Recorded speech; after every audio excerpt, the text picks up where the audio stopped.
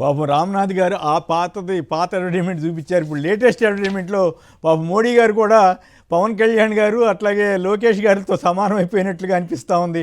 అంతకుముందు ఈ అడ్వర్టైజ్మెంట్లో మోడీ గారిని చంద్రబాబు గారిని కింద పక్కనేసి బాగా పెద్ద ఫోటోలు వేసి పెట్టారు, పైన పవన్ కళ్యాణ్ గారు లోకేష్ చేశారు. ఈసారి పాపం బీజేపీ వారి దయనీయ పరిస్థితిని వాళ్ళు కూడా ఏం పెద్ద ఫీల్ అవ్వట్లేదు అనుకోండి. వాళ్ళు ఏమన్నా కూడా వాళ్ళకి పదవి ఉంటే చాలన్నట్టుగా వాళ్ళు నడుస్తున్నారు. ఇది చూడండి, ఎంతకంటే అవమానం ఏమైనా ఉంటుందా బీజేపీ వారికి? మోడీ గారి ఫోటోను కూడా పవన్ కళ్యాణ్ లోకేష్ గారి ఫోటో పక్కన పెట్టారంటే, కింద చంద్రబాబు గారి ఫోటోయే పెద్దది పెట్టారంటే ఏమిటి దీని అర్థం? ఆటో డ్రైవర్ల సేవలో నిజంగా ఆటో డ్రైవర్ల సేవతోటి మొత్తం వాళ్ళ పరిస్థితి మారిపోతుందా? 2 పాయింట్లు. ఒకటి, మోడీ గారి ఫోటో లోకేష్ గారు పవన్ కళ్యాణ్ గారి ఫోటో పక్కన పెట్టడం సరైనదేనా? చంద్రబాబు గారి ఫోటో మాత్రమే కింద ఒకటే మాత్రమే పెట్టడం కరెక్టేనా? రెండో వైపు ఆటో డ్రైవర్ల ఇబ్బందులు ఏమి తీరవు, మాకు రోజుకి 50 రూపాయలు కూడా రావట్లేదు, మీరు ఇచ్చే 15,000 ప్రకారం అని వాళ్ళు గగ్గోలు పెడుతున్నారు. సో ఈ పరిస్థితి మీద ముందుగా విష్ణు గారు మీకేమనిపించింది ఒక రాజకీయ నాయకుడిగా? ఈ తాజా పరిణామం ఇందాక రామ్నాథ్ గారిది విన్నారు, ఆయన మాట్లాడింది. ఇప్పుడు మనం చూస్తున్నాం డైరెక్ట్గా మోడీ గారిని కూడా పక్కన పెట్టేశారు. పాపం బీజేపీ వాళ్ళు ఏం ఫీల్ గారేమో కదా. అదే సార్, ఇప్పుడు అదేదో సామెత ఉంటుంది చేస్తారా, ఏరు దాటిన తర్వాత ఓడమల్లనని, ఆ టైప్ అనమాట ఇది. ఎన్నికలకు ముందేమో ఇది కూటమి ప్రభుత్వము, అధికారంలోకి రావాలి, అన్ని పార్టీలు కలిసి పనిచేయాలి, కేంద్ర ప్రభుత్వంలో ఉన్నటువంటి ఎన్నికల కమిషన్ పనిచేయాలి, కేంద్ర ప్రభుత్వంలో ఉన్నటువంటి ఇతర ప్రభుత్వ శాఖలన్నీ కూడా ఈయన గెలుపు కోసం పనిచేయాలి, రాష్ట్రంలో 3 పార్టీల పరిపాలన ఉండాలి అని చెప్పనేమో సందర్భం వచ్చినప్పుడు మాట్లాడుతూ ఉంటారు. అడ్వర్టైజ్మెంట్ ఇచ్చినప్పుడేమో, విస్తృతమైనటువంటి ప్రచారం చేసుకుంటున్నప్పుడేమో చంద్రబాబు నాయుడు గారి ఫోటో ఒకటే వేస్తారు. అంటే ఈ రాష్ట్రంలో కూటమి పార్టీలు రెండు కూడా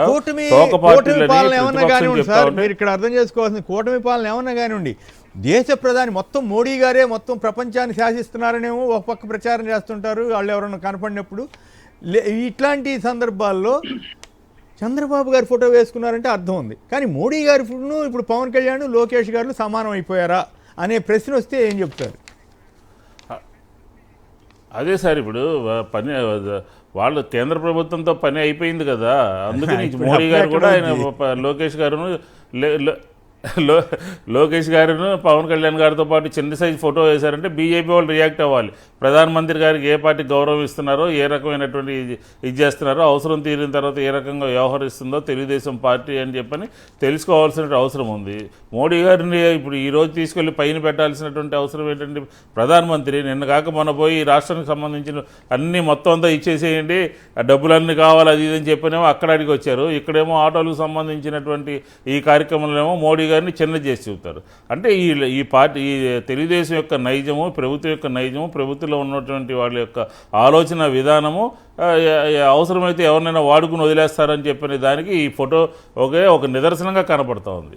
ఎందుకంటే మోడీ గారు మూలంగానే ఈరోజు రాష్ట్ర ప్రభుత్వం కాదు ప్రపంచం అంతా కూడా ఉందని చెప్పిన పదే అనేక వేదికల మీద వల్లె వేస్తూ అనేక రకాలుగా ఆయన గురించి పొగుడుతూ, ఈ సందర్భం వచ్చినప్పుడు మాత్రం ఆయన పక్కన పెట్టేసేసి ఈయన ప్రచారం ఒకటి కొనసాగుతుందని అంటే ప్రజలందరూ కూడా ఆలోచించుకోవాలి, మరీ ముఖ్యంగా బీజేపీ వాళ్ళు ఆలోచించుకోవాలి ఈ రకమైనటువంటి ప్రచారాలు ఏ రకంగా దారితీస్తాయండి. అంటే వాళ్ళు చంద్రబాబు గారు అంతంత మాటలన్నా మోడీ గారే ఫీల్ కానప్పుడు వీళ్ళేం ఫీల్ అవుతారు? కానీ ఆటో డ్రైవర్లు సంతృప్తిగా చెందుతారా, లేకపోతే వాళ్ళు గగ్గోలు పెడుతున్నారా? దాని మీద కూడా ఒక కామెంట్ చెప్పండి సార్. ఇప్పుడు రాష్ట్రంలో ఈరోజు ఆటో డ్రైవర్లకు సంబంధించి డబ్బులు జమ చేస్తాము అని చెప్పారు. జగన్మోహన్ రెడ్డి గారి కన్నా ఎక్కువ వేస్తానని చెప్పారు. మొదటి సంవత్సరం ఎగ్గొట్టేశారు, రెండో సంవత్సరం 15,000 అన్నారు. ఈ ఆటో డ్రైవర్ల యొక్క పరిస్థితి ఏంటి ఈరోజు చూస్తే మనం, బస్సుల మూలంగా, ఫ్రీ బస్ మూలంగా, స్త్రీశక్తి మూలంగా ఆటోలన్నీ కూడా పూర్తిగా కిరాయిలు లేకుండా నిర్వీర్యం అయిపోయాయని చెప్పి అందరూ గగ్గోలు పెడతా ఉన్నారు. రోడ్లు బాగలేదని గగ్గోలు పెడతా ఉన్నారు. ట్రాన్స్పోర్ట్ డిపార్ట్మెంట్ కేసులు రాస్తుందని చెప్పి గగ్గోలు పెడతా ఉన్నారు. మీరు ఇచ్చేటటువంటి పూర్వం అంటే ఆటోలకి కిరాయిలు ఉండేవి, పూర్తిగా ఆటోలన్నీ కూడా సస్టైన్ అయ్యాయి. వాళ్ళకి సంబంధించి వాళ్ళ చేతి డబ్బులు పడకుండా ప్రభుత్వము అదనంగా వాళ్ళకి సంబంధించి జగన్మోహన్ రెడ్డి గారు వాళ్ళకి కావాల్సినటువంటి పనుల కోసం ఇచ్చేటటువంటి వాళ్ళు. కానీ ఈరోజు అలా కాదు కదా, ఆటోలన్నీ కూడా ఖాళీగా పెట్టుకుని కిరాయిలు లేక ఇబ్బందులు పడుతూ, ఫీజు రియంబర్స్మెంట్ లేదు, అమ్మఒడి అందట్లేదు, ఆరోగ్యశ్రీ లేదు. ఇలాంటి సందర్భంలో మేము మా కుటుంబాలను ఎలా పోషించుకోవాలి, దీన్ని ఎలా ఫేస్ చేయాలని చెప్పని ఆటో డ్రైవర్లు అందరూ కూడా ఇబ్బంది పడుతున్నటువంటి పరిస్థితి మనకు స్పష్టంగా కనపడుతూ ఉంది. ఒక సంవత్సరం ఎగ్గొట్టారు, ఇప్పుడు ఈ సంవత్సరం ఇవ్వబోతున్నారు. కాబట్టి ఖచ్చితంగా ఇదేంటంటే కంటి తుడుపు చర్య మాత్రమే. ఇది కూడా ఏంటంటే స్త్రీశక్తి అదేదో తీసుకొచ్చాం కాబట్టి వీళ్ళందరూ ఎదురు తిరుగుతారు, ప్రభుత్వానికి వ్యతిరేకంగా మారుతారనే ఉద్దేశంతో చూసి వాళ్ళని ఈరోజు తీసుకొచ్చి రావడం జరుగుతుంది. దీని ద్వారా ఆటోలో సంబంధించినటువంటి డ్రైవర్ల యొక్క జీవన స్థితిగతులు ఏమాత్రం కూడా మెరుగుపడవు అనేది స్పష్టంగా అందరి అభిప్రాయం, ఆటో డ్రైవర్లు ఓనర్ల యొక్క అభిప్రాయం. అది కూడా నిబంధనలు కూడా చాలా పెట్టారు, నిబంధనలు కూడా చాలా పెట్టి వాళ్ళందరినీ కూడా కట్ చేయడం జరిగింది. కరెక్ట్. రైట్. విష్ణుగా మన విజయబాబు గారు మీరు చెప్పండి, ఏమిటి మోడీ గారికి ఇది అవమానం కింద తీసుకోవాలా, పర్వాలేదు ఎంత దేశ ప్రధాని అయితే మాత్రం మాకంటే ఎక్కువ అన్నట్టుగా తీసుకోవాలా? పవన్ కళ్యాణ్ గారు, లోకేష్ ఇంతకుముందు మీరు చూశారు రామ్నాథ్ గారి వీడియో, అప్పుడు కూడా ఫోటో చూశారు. మోడీ గారి పెద్ద ఫోటో, పక్కన చంద్రబాబు గారి ఫోటో పెద్దగా, అది దాదాపు అదే స్థాయిలో. మరి ఇప్పుడేమో పైకి వెళ్ళిపోయింది ఏంటి, చిన్న ఫోటో వేసారంటే ఏమిటి వాళ్ళ ధైర్యం ఏమిటి? ఏం చేయలేరు, బీజేపీ వాళ్ళు అట్లా పడుంటారులే అనే ఒక ధైర్యమా, ఎట్లా ఇది ఇది అవమానమా కాదా బీజేపీకి, కానీ బీజేపీకి దేశ ప్రధానికి? బీజేపీ వాళ్ళు మాట్లాడాల్సి ఉంటే కడపలో కూటమి విజయోత్సవ సభలు జరిగాయండి.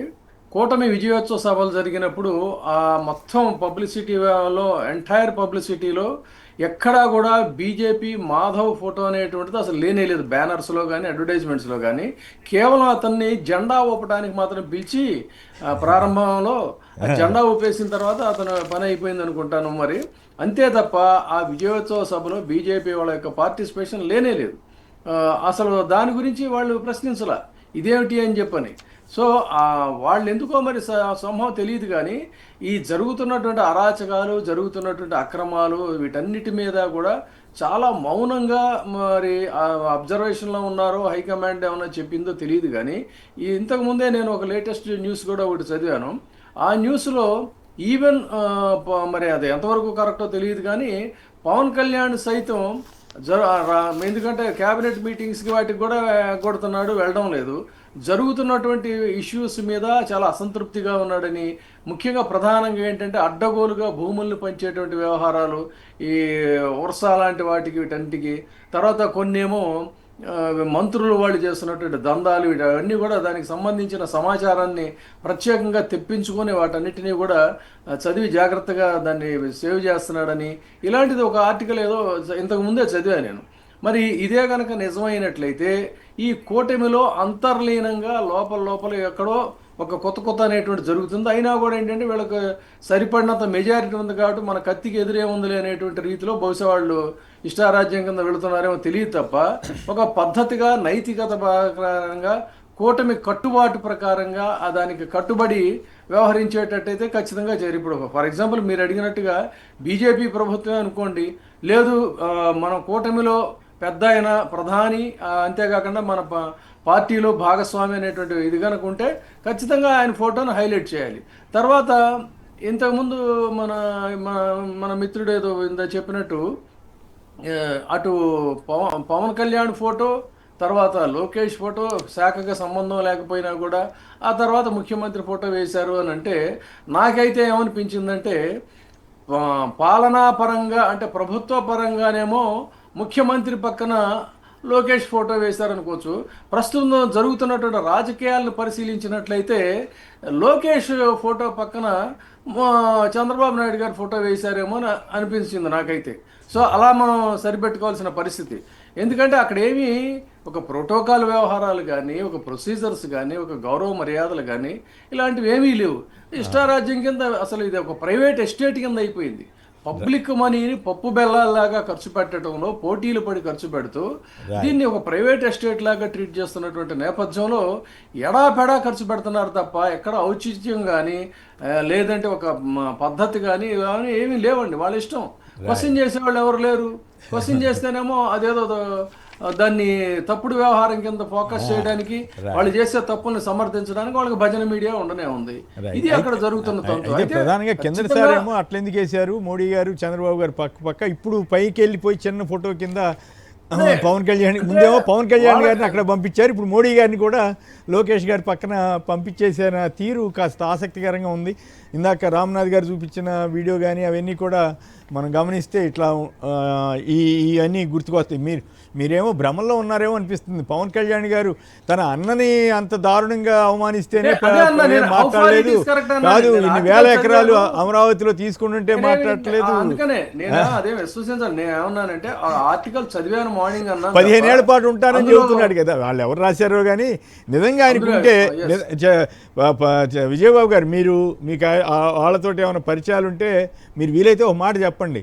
తప్పు చేసినప్పుడు తప్పు అని చెప్పే ధైర్యం తెచ్చుకోమనండి, ప్రశ్నించమనండి. అయ్యా ఎందుకు ఇట్లా చేస్తున్నారు, మనం చెప్పింది ఏంటి, ఇప్పుడు జరుగుతుంది ఏంటి అని చెప్పమనండి. ఆయన మంత్రి పదవి పోదు, ఉప ముఖ్యమంత్రి పదవి పోదు, అంత ధైర్యం చంద్రబాబు గారు చేస్తారని అనుకోకర్లేదు. అయినా ఈయనే ఎక్కువగా భయపడిపోయి మరీ సరెండర్ అవ్వాల్సిన అవసరం లేదనేది ఎక్కువ మంది ఫీలింగ్. సరే అయినా సరే మేము అవుతామంటే వాళ్ళ ఇష్టం, మనం ఏం చేస్తాం. అవుతున్నట్టున్నాడు, మనం ఏం చెప్తామండి. ఇప్పుడు more comfort, so let him enjoy, but people will decide tomorrow. అంతే, అదేలేండి, కరెక్ట్, రైట్.